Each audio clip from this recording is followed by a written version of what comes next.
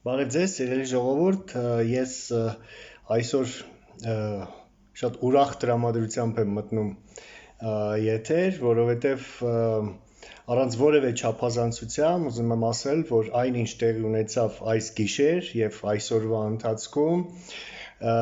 բեկումնային է լինելու եւ երկար սպասված բաներ են սրանք, ես անձամբ այս նորություններին, այս զարգացումներին սպասում էի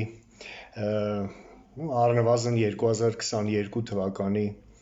ամռան աշնան ամիսներից։ Խոսքը նրա մասին է, որ Պուտինը այլևս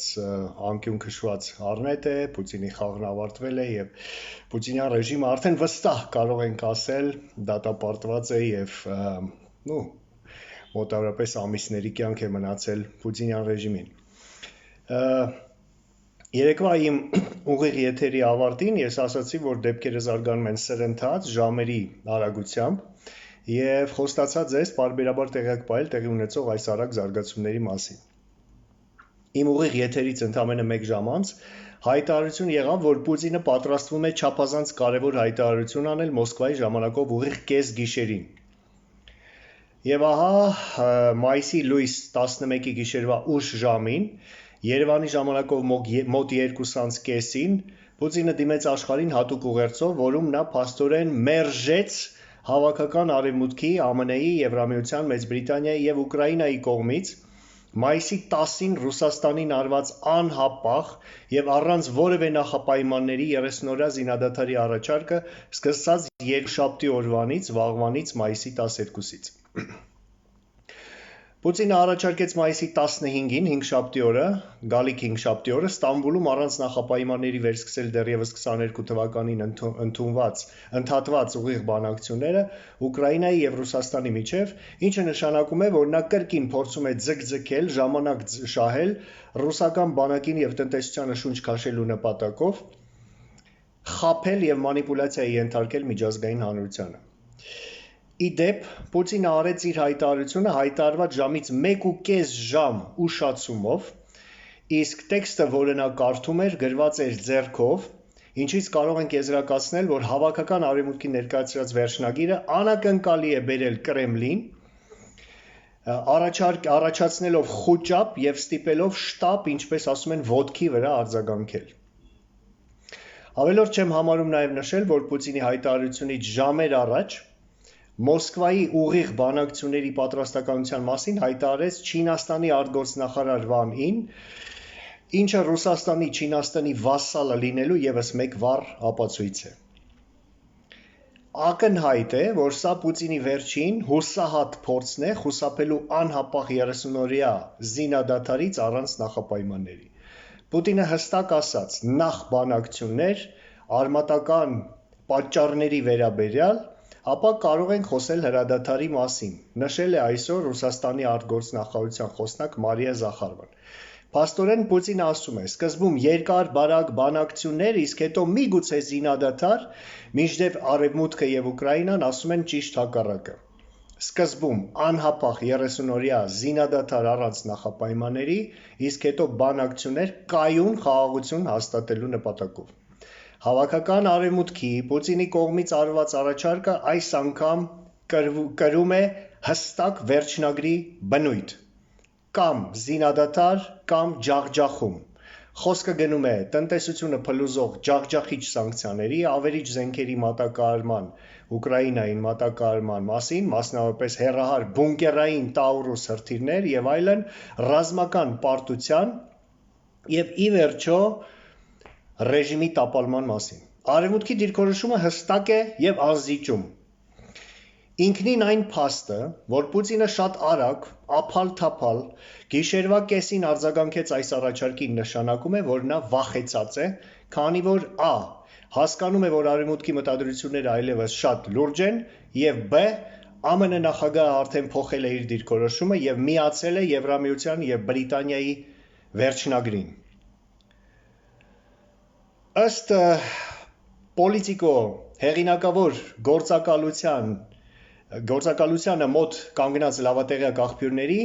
Կիևում մայիսի 10-ին հավաքված ղեկավարները շտապ զանգահարել են ԱՄՆ նախագահ Դոնալդ Թրամփին, որ հայտնեն Պուտինին ուղղված իրենց պահանջի մասին եւ իմանան ԱՄՆ նախագահի կարծիքը։ Նախագահ Թրամփը, պատասխանելով հեռախոսազանգին, չնայած Վաշինգտոնում այդ ժամանակ վաղ առավոտ էր, ժամը 6-ն էր, հայտնել է իր անվերապահ աջակցությունը ներկայացվելիք վերջնագրին։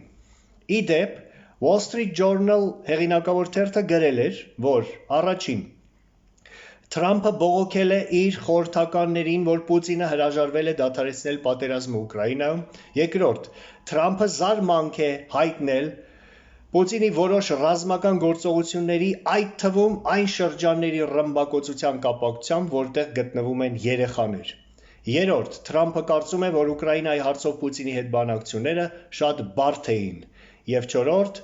Թրամփն ասել է, որ Պուտինը ցանկանում է ձեռք բերել ամբողջ Ուկրաինան։ Կրկնում եմ, սա Wall Street Journal-ի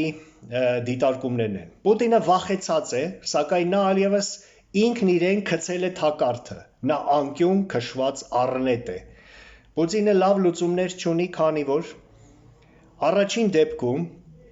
զինադադարին համաձայնելու դեպքում նշանակում է փլուզել ռազմական ռելսերին դրված տնտեսությունը, արժանանալ ուժայինների, զինվորականների, ռազմաարդյունաբերական ոլորտի շնաձկների եւ Z համայնքի խիստ դժգոհությանը, քննադատությանը եւ դավաճանության մեղադրանքներին, որը հղի է ի վերջո հեղաշրջման։ Երկրորդ լուծումը, որը Պուտինը ունի, շարունակել պատերազմը, հրաժարվել զինադադարից, նշանակում է ստանալ նոր, այս անգամ ջախջախիչ եւ տնտեսությունը փլուզող պատժամիջոցներ, մահաբեր զենքերի մատակարարում Ուկրաինային, ջախջախիչ պարտություն ռազմաճակատում եւ ի վերջո ռեժիմի տապալում։ Ինչպես այսօր շատ դիպուկ նկատեց ուկրաինացի հայտնի բլոգեր Իվան Յակովինան, երկու տարբերակն էլ վատն են, սակայն Պուտինը ընտրեց դրանցից վատագույնը՝ մահվան տանողը։ Ինչումն է խոսքը։ Եթե առաջի դեպքում զինադադարին համաձայնություն տալու դեպքում Պուտինը դեռ կարող էր հույս ունենալ, որ արևմուտքի հետ նա կկարողանա արագ կամ թեկուզ ոչ արագ, բայց այնուամենայնիվ հարաբերությունները կարգավորել եւ կյանքը իր փրկել, վատագույն դեպքում հայտնվելով Հագայի դատարանում, ապա երկրորդ դեպքում տնտեսության փլուզումը, ռազմաճակատում ջախջախիչ պարտությունը անխուսափելիորեն կբերի Պրիգոժինի նման նոր արշավի կամ էլի հեղաշրջման, որի արդյունքում Պուտինին սպասում է ֆիզիկական ոչնչացման հեռանկար։ Արդեն կան առաջին արձագանքները Պուտինի մերժմանը։ Ուկրաինայի նախագահ Զելենսկին ասել է, որ պատրաստ է ուղիղ բանակցությունների Կրեմլի հետ, սակայն պնդել է, որ դրանց անպայման պիտի նախորդի 30-օրյա զինադադարը մայիսի 12-ից։ Ֆրանսիայի նախագահ Մակրոնն էլ ասել է, որ լավ է, որ Ռուսաստանը ելքեր է փնտրում ստեղծված իրավիճակից, գնահատելով Պուտինի ուղիղ բանակցությունների առաջարկը որպես առաջին, սակայն ոչ բավարար քայլ եւ կրկին պնդելով, որ բանակցություններին պիտի անպայման նախորդի 30-օրյա զինադադարը մայիսի 12-ից։ Նախագահ Մակրոնը նաեւ ասել է, որ Պուտինի առաջարկը իրականում չպատասխանելու ձև է եւ մեղադրել է Պուտինին խաղաղասիրության իմիտացիայի եւ ամերիկացիների առաջ սեփական դեմքը փրկելու ցինիկ փորձերի մեջ, ասելով, որ առանց զինադադարի բանակցությունները անընդունելի են Ուկրաինայի համար, քանի որ նրանք չեն կարող բանակցել, երբ միաժամանակ սպանվում են անմեղ խաղաղ քաղաքացիները։ Նույն կերպ արձագանքեցին Գերմանիայի կանցլեր Ֆրիդրիխ Մերցը, Լեհաստանի վարչապետ Դոնալդ Տուսկը եւ ԱՄՆ նախագահի հատուկ բանագնաց Քիթ Քելոգը, սկզբում զինադադար, հետո նոր բանակցություններ։